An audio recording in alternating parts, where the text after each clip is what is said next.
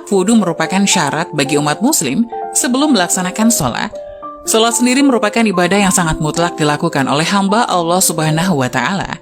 Artinya, menjelaskan bahwa wudhu yang tidak sah secara otomatis membatalkan sholat. Hal ini juga terdapat dalam sabda Nabi Muhammad SAW. Tidak diterima sholat yang dilakukan tanpa wudhu dan tidak diterima sodakoh yang berasal dari harta yang didapat secara tidak halal. Hadis riwayat Muslim. Untuk menghindari hal tersebut, sudah sepatutnya umat Islam memahami tata cara wudhu yang baik dan benar. Selain itu, juga perlu memperbaiki dan menghindari beberapa kesalahan yang mungkin dilakukan saat mengambil air wudhu. Apa saja kesalahan tersebut? Berikut 10 di antaranya. 1. Tidak membaca bismillah. Islam mengajarkan umatnya untuk selalu membaca bismillah saat melakukan sesuatu, termasuk ketika wudhu. Ternyata ini memiliki kedudukan yang penting. Rasulullah SAW bersabda, tidak sempurna wudhu seseorang yang tidak membaca basmalah. Hadis riwayat Ahmad. 2. Tidak sempurna membasuh anggota tubuh yang wajib dalam wudhu.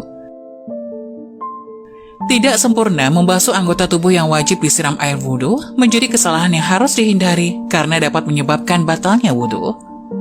Khalid bin Midan dari sebagian istri-istri Rasulullah SAW meriwayatkan suatu hadis. Sesungguhnya, Rasulullah SAW melihat seorang laki-laki yang sholat, sedangkan di punggung kakinya terdapat bagian mengkilap karena tidak terbasuh oleh air wudhu seukuran uang dirham. Maka Nabi menyuruhnya untuk mengulang wudhunya. Hadis riwayat Imam Ahmad dan Abu Daud. 3. Membasuh anggota tubuh lebih dari jumlah yang ditentukan.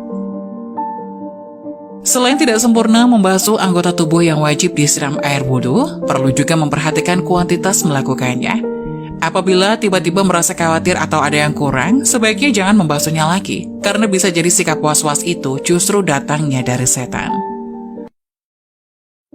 4. Boros air.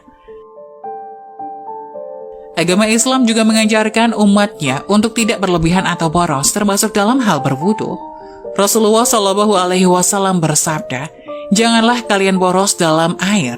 Maka beliau berkata, apakah dalam air ada pemborosan? Beliau bersabda, iya, walaupun kamu berada di sungai yang banyak airnya. Hadis riwayat Ahmad. 5. Menyebut nama Allah di dalam WC atau membawa benda yang mengandung lafaznya. Merupakan suatu hal yang makruh, maka sepantasnya bagi seorang muslim untuk menjauhinya. Berdasarkan riwayat dari Ibnu Umar radhiyallahu anhuma, beliau berkata, ada seorang lelaki yang berlalu sementara Rasulullah SAW sedang kencing.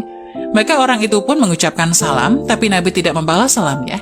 Hal itu karena menjawab salam adalah termasuk zikir. Hadis riwayat Muslim.